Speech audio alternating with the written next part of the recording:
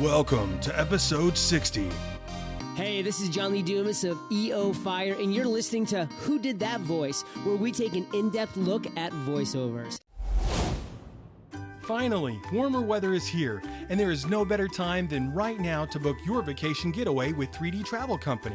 Head on over to our website at www.whodidthatvoice.co and click the Book Now button on the left-hand side. They give a complimentary quote so you can get an idea of what it will cost to take your summer vacation. For a limited time, Who Did That Voice listeners can receive a Disney gift card for qualifying Disney and Universal trips, booked and traveled by the end of 2017. Hurry and book today so you can travel away. Welcome to Who Did That Voice, the show where we take an in-depth look at voiceover. And now, here's your host, Trenton Larkin. Hey you guys, this is a special shout out to all my listeners around the world. Who Did That Voice is now heard in over 78 different countries, and I can't thank you guys enough. Here in the USA and abroad, thank you for listening to Who Did That Voice. Keep listening and sharing with your friends. Hey Spider-Man fans, all month long in June, Who Did That Voice is covering interviews with cast and crew from the 1994 Spider-Man the Animated Series. You won't want to miss this month. Hey everyone, and welcome back to the show. Today's special guest was the writer, story editor, and producer on the 1994 Spider-Man the Animated Series, which aired on Fox Kids. Now sit back, relax, and enjoy the show. Hey everyone, and welcome to another episode of Who Did That Voice. Today on the show we have John Semper joining us. John, thanks so much for coming on the show. My pleasure. Well, John, for those of you who don't know, is a writer, producer, and story editor. Is that correct, John?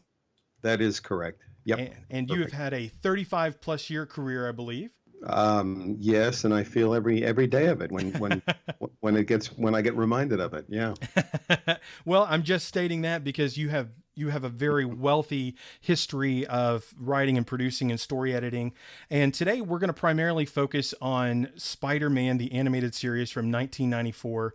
And the very first episode that comes to mind that really hit me when I was a kid was The Menace of Mysterio. And you were a co-writer on that episode, season 1, episode 5.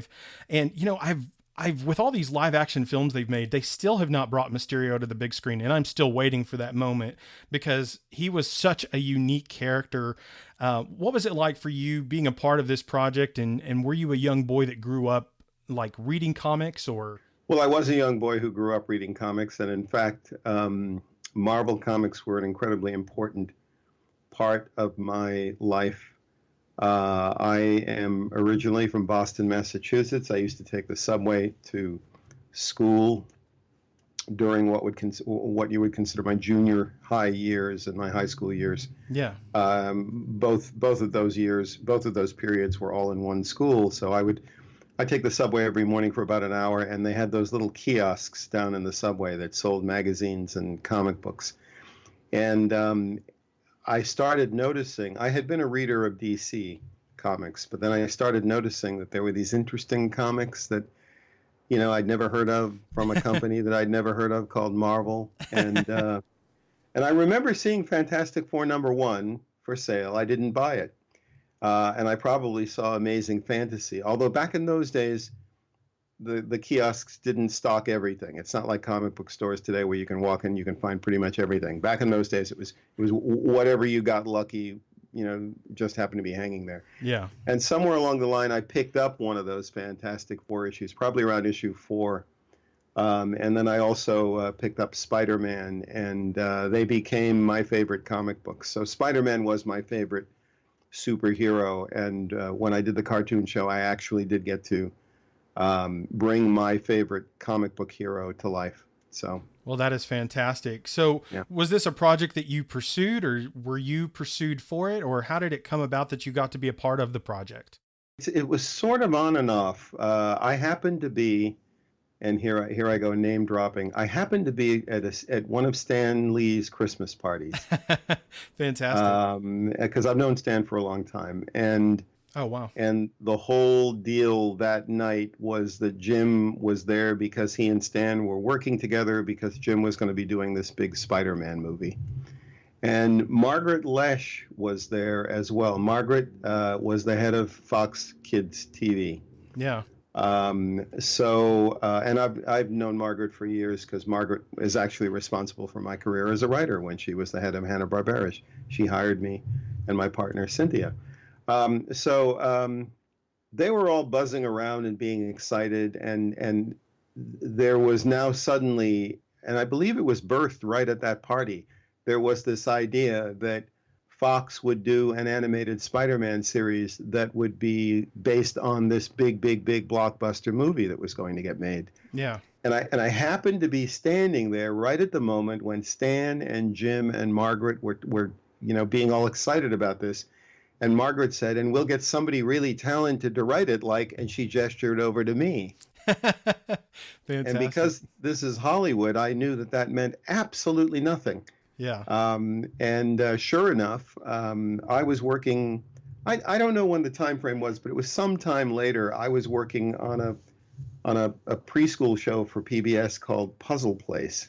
Oh yeah. And I picked up. I was in the backyard of one of the producers, Sonia Rosario, and I picked up a Variety, and it was a big announcement inside that they were going to be doing this animated Spider-Man series for Fox, and they had already found a producer, story editor, producer, head writer.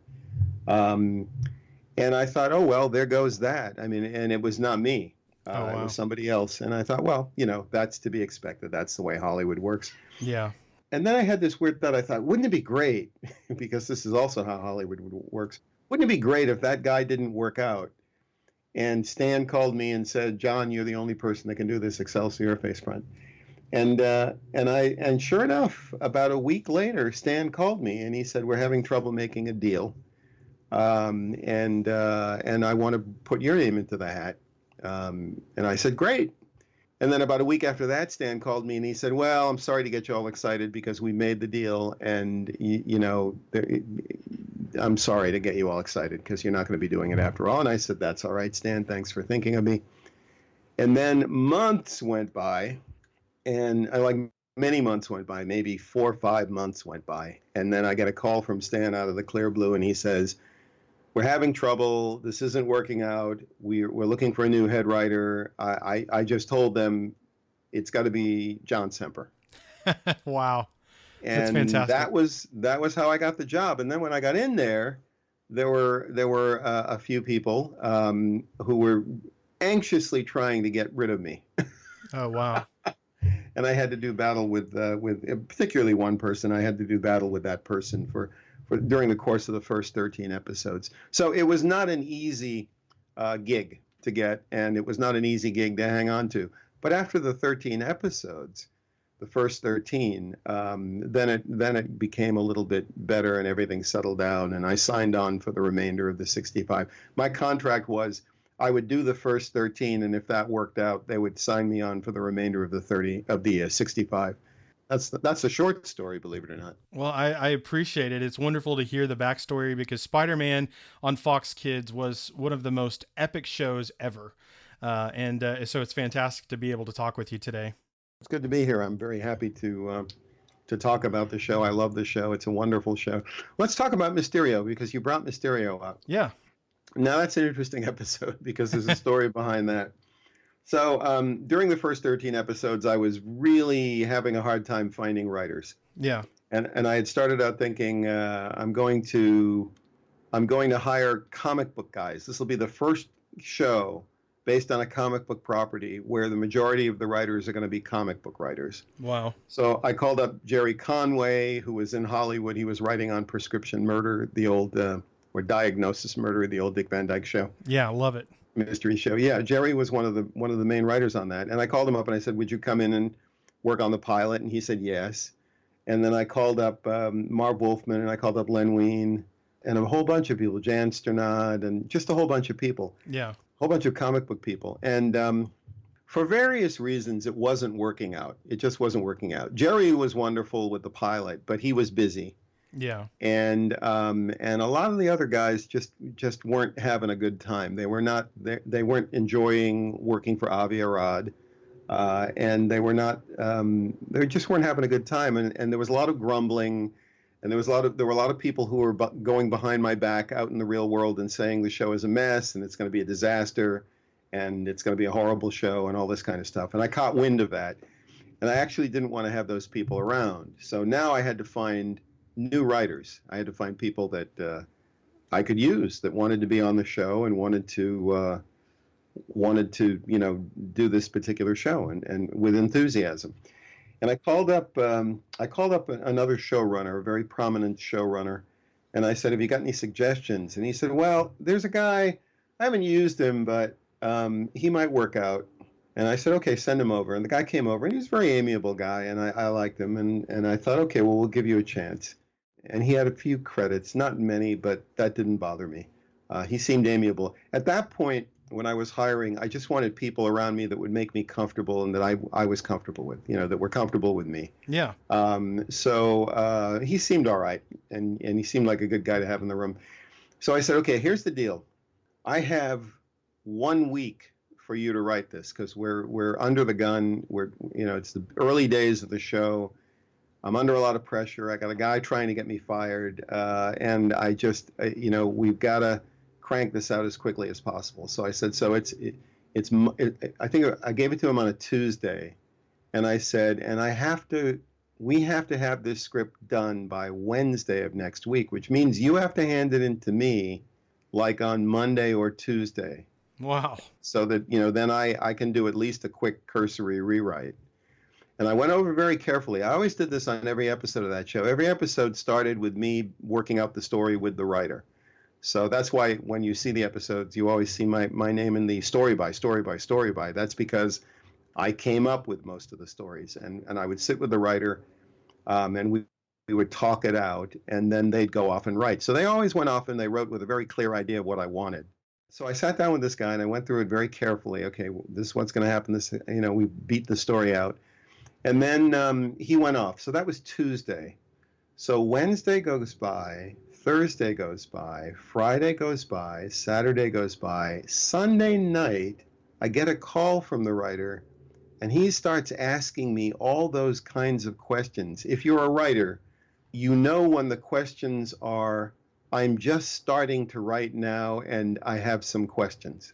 Uh-oh. Okay? There were those kinds of questions. Uh-oh. And I thought to myself, I can't believe that this guy would be so stupid as to start writing on Sunday a script that he has to hand in to me on Monday or Tuesday. Sure enough, I get a script on Tuesday, and mind you, I have a table read scheduled for Wednesday, so I have to stand in front of all my bosses, at least, all of my production team, at least one of whom is trying to get me fired. Yeah. And I have to do a table read on the script. Tuesday rolls around, this guy hands in a script, and it's absolute garbage. Oh, no. Absolute useless garbage from page 1 until page 23. I think our scripts were running about 23 pages. Now, I can scream and yell, but it's not going to do any good. It's not like I can send him off and say, "Go rewrite this," because all I'm going to get back is more garbage. So Mysterio, the first draft of Mysterio was written by me from page 1 in 24 hours. I stayed up all night and I rewrote that script. And I've never done that again since. I've never stayed up all night and rewritten anything since, because it's first of all, it's deleterious to one's health. And secondly, nothing's that important. But at the time, that seemed really important to me to do that. So anyway, I stayed up all night. Now, when you're in a hurry like that and you're desperate, anytime there was a little chunk of action that looked like it made sense, that was in this god-awful first draft, I would use it. And there was one little chunk that at about 3 or 4 o'clock in the morning I used that actually made no sense. But at 3 o'clock, 4 o'clock in the morning, I couldn't even process that, And sure enough, the next day in the table read, the guy who was desperate to get me fired says, "Well, look at this paragraph here. What is this garbage paragraph here? What does that mean?" And sure enough, I was busted because it was total gibberish. It was the gibberish that I had grabbed from the first draft, which was all gibberish. And that made me look extremely stupid in front of my peers, and I was really angry. Oh no, goodness. So when I watch Mysterio, and the episode, I mean, we did many more drafts after that, and by the time it ended up on the air, it was a really good episode. And that original writer's name is not on the episode. Yeah. Although there's a little bit of a coda to that story. We sat down when the whole thing was done. He came into my office and he sat down and he looked at me and he said, "Okay, so you want me to do another one?" Wow. And the answer, I just took a deep breath, and the answer was, "I'll give you a call," And but that's what I think of whenever I see Mysterio. I think of that overnight that I had to do to write that. So I actually ended up really writing that script, even though there are other names. I think I had a couple of my staff people come in and do one of the drafts, one or two of the drafts. But that one is really pretty much me. Well, John, thank you so much for diving into it. Sometimes those hidden stories make all the difference in how people perceive different shows. And Mysterio's the Menace of Mysterio came off excellent. I think it was a fantastic episode by the time y'all got the final draft done. And he was just a unique character to me. I didn't grow up reading comics. So your show, the Spider-Man show you worked on, was really my introduction to Spider-Man and the world of Marvel. Honestly, I think it was kind of the Marvel Animated Universe, the MAU, way before the Marvel Cinematic Universe that you created, because we had X-Men, we had Blade, we had Doctor Strange, Daredevil, we had S.H.I.E.L.D., Fantastic Four, Iron Man, Captain America, Punisher, and War Machine, just to name a bunch of the characters you guys had in there. And it was so wonderful to see all these different characters come in. And for the longest time as a kid, I didn't realize these were all from different universes and stuff, except for the X-Men for sure. But as I got older, realizing they were all from different aspects of Marvel, it was just wonderful to see how much of a universe you guys created within that show. It was fantastic. Well, this is one of the reasons why I think the show is important, not just because I worked on it, but because I think that it did introduce an important generation that is still out there buying comics today and being part of, very active part of the fan base. These were the shows, my show, X-Men, Batman the Animated Series, were the shows that introduced all of you to comic books. Yeah. So, you all did come into Marvel through my show and through X-Men. One of the great things about my show that really doesn't happen now, or at least it hasn't happened for a while, is that I had the entire Marvel catalog available to me. So if I wanted to put S.H.I.E.L.D. in, or Nick Fury or Blade or all these different characters, then all I had to do was say, I want to do it. Yeah. I didn't even have to deal with the comic book company, because the comic book company was in total turmoil in 1993 and on the verge of going bankrupt. So those guys were completely out of it. I had nobody to answer to except Avi Arad and the network. And so if I wanted to use, Doc Strange, if I wanted to use any of these characters, it was fine. The only characters I ever got denied were right at the very beginning. They said, don't use Sandman and don't use who's the other? Oh, don't use Electro. They said, don't use Sandman, don't use Electro, because Jim Cameron's movie is going to use them. So I said, fine, I don't care. And then at one point, I was going to use the Hulk, and then there was some talk that they were going to do a syndicated UPN show with the Hulk, which they did do. Yeah. And they didn't want me to use the Hulk, and I said, fine, that's okay, because I'm not a huge fan of the Hulk. And then Ghost Rider. I did an outline for Ghost Rider, and they said, well, he might end up on his own series on UPN, and Fox wasn't too keen on advertising a character that was going to end up on a rival network. Yeah. So we threw that outline out.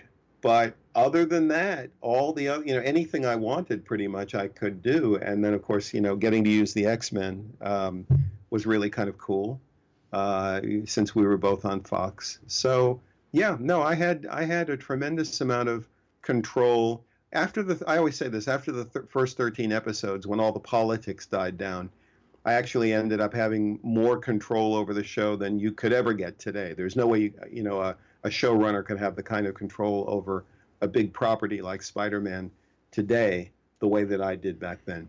Wow, that's fantastic. I mean, it really did make the difference. And, your aspects with S.H.I.E.L.D., there was a point where S.H.I.E.L.D. was being attacked by Electro in the Six Forgotten Warriors series, where Electro is so powerful that he's taking down a helicarrier. And I don't think even the feature film showed Electro to be as powerful as you guys did in the animated series. It was like, holy cow, I did not remember him being so. I mean, I knew he was powerful, but I was like, I didn't remember him taking down a helicarrier by himself. Like, he was hugely ominous. Like, holy cow. Yeah. Well, the thing was, after having been told I couldn't do Electro, by the time we got to the end of the series, it was apparent that Jim Cameron's movie was not going to get made. Yeah. Because there were all these legal problems that Marvel was having with Spider-Man, and whether or not they owned it. And so the movie wasn't going to get made. So I thought, well, the hell with it then. I'm going to use Electro. But I used him awesome. in my own way. Yeah, I just Yeah. By that point, I was doing whatever I wanted because I was actually kind of very fed up with a lot of the politics on the show. And so, I created a whole new character and allowed him to be Electro. And so my Electro is really very different from the comic books. And it all led to this big ending of the Six Forgotten Warriors saga, which is one of my favorite quote unquote movies that we did on Spider-Man. At one point, I told my writers, I said, Cameron's not going to make his movie, so let's do this. Let's do a thing that I'm going to call the Spider-Man movies. And the way that it's going to work is that every 4 episodes or so, that's going to be 88 minutes of screen time, and that's movie length. Yeah. So let's just make movies. Let's break our stories down into 4 chunks, roughly 4 chunks, and give them a title like Six Forgotten Warriors, Partners in Danger, that kind of thing. And then one day somebody is going to figure this out, and when they release these things on video, they're going to release them as little mini movies. And sure enough, there was a company in Canada that on VHS released all of these little, mini movies as entities, whole entities with separate covers and everything. I think I have all of the VHS covers, but they figured it out. They got it. And so Six Forgotten Warriors for me, it was a movie. We used to, when we would look at the episodes when they came in and got assembled and got put together, the whole production crew would, in the early days, we were in the New World building and they had a screening room there. So the first time I saw most of the episodes of the first season was on the big screen as movies. So that was kind of cool to really, back before they were even making superhero movies, to be able to watch Spider-Man for the first time on the big screen was really very exciting. I bet it was. Well, John, some of the other amazing shows, movies or short story arcs that you guys created that I absolutely loved were the alien costume. All 3 parts of that were amazing. Kind of seeing Spider-Man for the first time with the black suit for me was like, holy cow, what is this?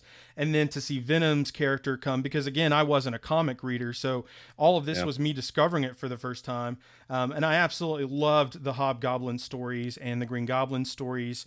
And I was so not as excited when I saw the Sam Raimi movie because the glider wasn't what I was expecting. The costume wasn't what I was expecting. I wanted to see what I had grown up with. And the gliders with the evil faces and the missiles coming out of the mouth and the pumpkin bombs, just everything was so different in the films. And I'm still waiting to see a producer, a film company make it like what you guys had, because it was, essence of the old Green Goblin from the original series, but it was a very different characterization. Neil Ross and I have talked about that with him being the Green Goblin, which was a super fantastic character. And the Secret Wars and the Six Forgotten Warriors were 2 of my absolute favorite arcs. That's cool. Just amazing stories that are just mind blowing, I think, because you have, Spider-Man going to these alternate realities at the end with Secret Wars and seeing the different versions of him. And I loved the Spider-Man with the silver armor that was all cocky and kind of like everyone knew his identity and stuff. And he had the spider robot. And I'm like, I would love to see a movie about that universe. Like, I want to see a feature film where they go to alternate realities and talk to other Peter Parkers, and it was cool because we've seen other cartoons bring the multiple Spider-Man thing together, but they've all had different voices. This was the same actor, Chris Daniel Barnes acting as all of himself from the different universes, and it was really cool. And I loved how the last Spider-Man had no powers, and we're like, what is this dude doing here? And then he's like, I'm an actor from this reality where I'm just a character in a movie. And then he meets Stan Lee, and it's like, that is an epic ending to this series, because one thing I hate about animated shows is when they just end and they never conclude. And your show has an ending, but it's not an ending because they're like, Madam Web at the end is like, let's go find Mary Jane. You deserve happiness. It's not an ending. It's a what if. There's more that could come, but it's just, it gives closure. And I think that's what every fan wants when it comes to an amazing animated show that nobody's been able to top to this day. Well, thank you.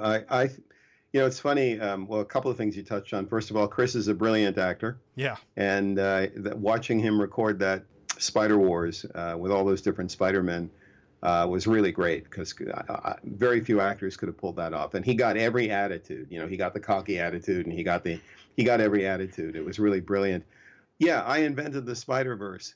I was the first one to do that, and that's how groundbreaking the show was. We really did a lot of things the first time. The one thing, I'm touching upon a bunch of things that you mentioned. The one thing that was very important to me was to not mess with what made the comic book great. You can't bring the comic book to screen, because that actually doesn't work.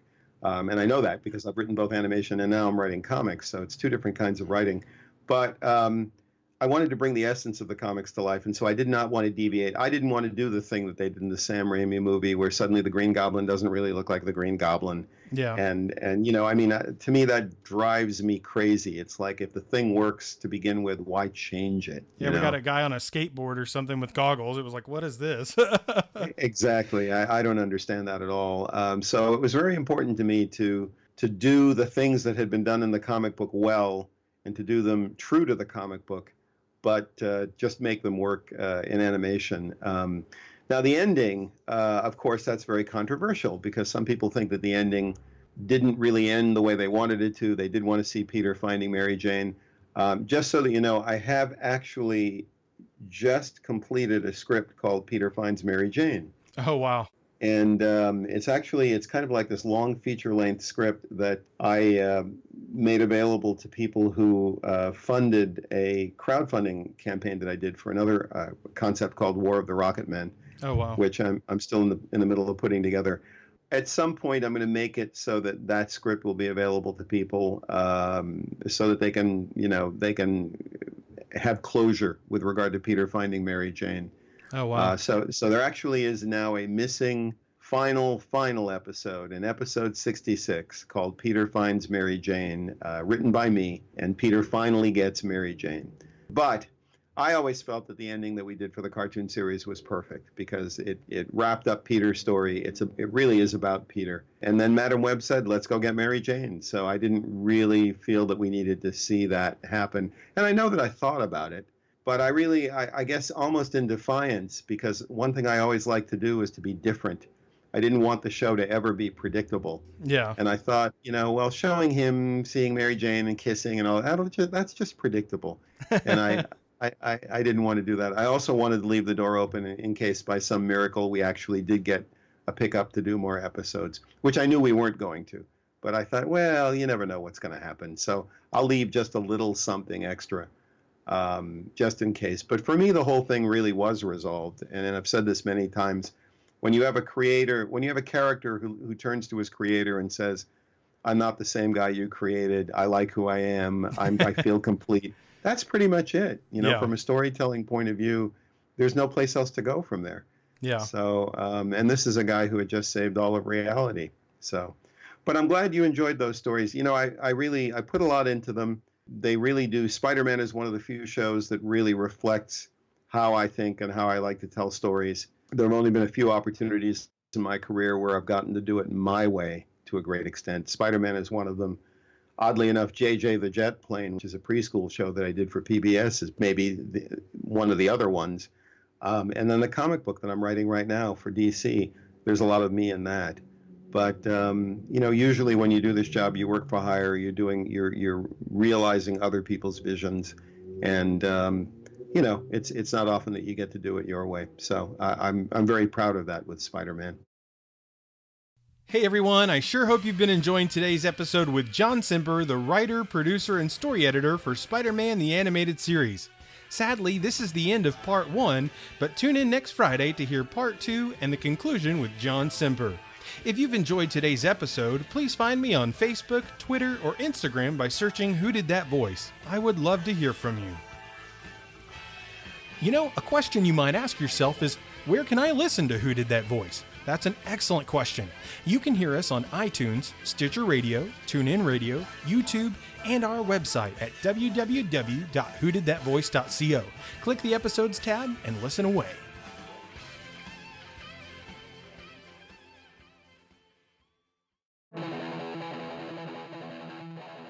Well, everyone, that's all the time we have for this episode.